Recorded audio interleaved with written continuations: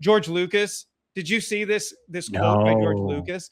All right, let's look down this Variety article if it doesn't get mad at us.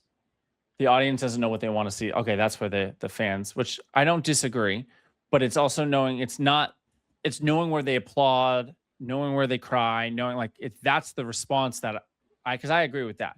It's not like, okay, well, what do you think the character should do?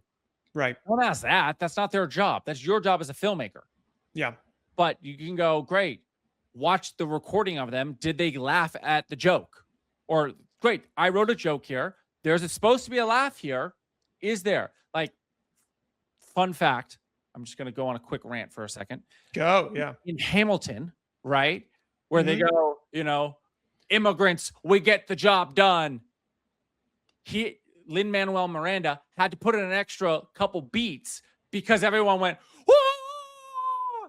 And he was like, and that's where he put the, and then they continued the song because the audience went berserk over that line every single night. Yeah. And so that's where it's not like, oh, do you want extra? Like, oh, let me put in the line about immigrants. It's the fans respond to that moment. Great. We need to put an extra beat there because there's bigger laughs. Or, hey, there is no laugh there. We need to cut fix the edit. Yeah. Yeah. Either why is the joke not landing? Great. Because I see it on the flip side. Like I know a lot of filmmakers that are hardcore about testing. I just read about Monty Python and the Holy Grail. 17, or no, it was like 13 or 17 test screenings. And in the book, in the retrospective, they're talking about like, we are so like thankful for it because it didn't work until we just kept testing it, kept trusting it, trying it new. And then it's now absolute legend of a film. Yeah. So testing it is great. It makes sense.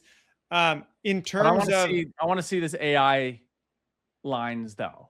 But sorry, I think I've got that. I was just going to go back here just for a second and kind of that. I agree. If you look at just to kind of re-break this down, if you're just joining us and where my frustration kind of laid on this, it looks like it was on TikTok. I just grabbed the picture. It shows that is TikTok. Yeah. But here, these were like, Jay, this is what we were talking about is like, look at these overlays. Look at how this text is so much different than this AI generated label that was put in. This is clearly like put in after the fact. It's just a different kerning of text. And then if you can see it in here, because I don't know how much, YouTube compresses it. It's hard for me to see. But even in here, if you guys can see that, there's like weird pixels like it was pasted in. So I like, these are the things where I was just like, when I saw this, I thought, I'm not going to report on this because I dislike AI being used to steal creative works. I dislike AI being used. Like we talked about on the show, the minute somebody has a really terrible, basically like a UGC ad with AI actors, I'm like, I'm out. I'm not buying from that company anymore. It just is so off-putting to me. If you want to use AI in like a tasteful way in your human-made commercial, I probably won't even notice it. This is like wildly noticeable. They don't even have like, this does not even say DJI. So that's all of my like, and it's so that's the only frame too. If you go and look at Jacob's, and that's video, and that's what George Lucas talks about really well. I just scanned through the article. Yeah, is there's kind of two main paragraphs. This first paragraph here, artificial intelligence means it's much easier for us to make movies. It's very much like sitting here saying, well, I believe the horse and buggy is really where it's at. These cars, they break down, they need gas. There's all kinds of problems with them. And pretty soon they'll be making them into tanks and then they'll be killing people. It's terrible.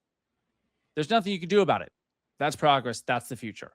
And so he's just calling a spade for a spade. It is what it is.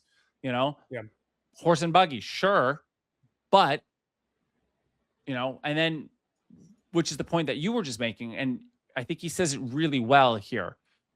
If you want If you want AI that tells you when something is fake and where it came from, AI can do that. Humans can't. We're not that smart. The whole idea is you're a human being. You're responsible for what you say and what you do. And if you're doing something that's illegal, you should be punished for that. Whatever you do, you should be recognized. It's just like real life. And that's, in my way I interpret what he says, is exactly kind of what we're talking about. It's like, look, if the AI models, if these things are literally taking what other people have done and they've not given their permission to train the AI models, that is illegal. There's copyright infringement. It is. You have not given you permission to, that's why, as annoying as it is, university teachers say you have to buy my textbook. It's copyrighted. Yeah. It's not, here's it for free. It's, I wrote this. This is capitalism. You have to buy this.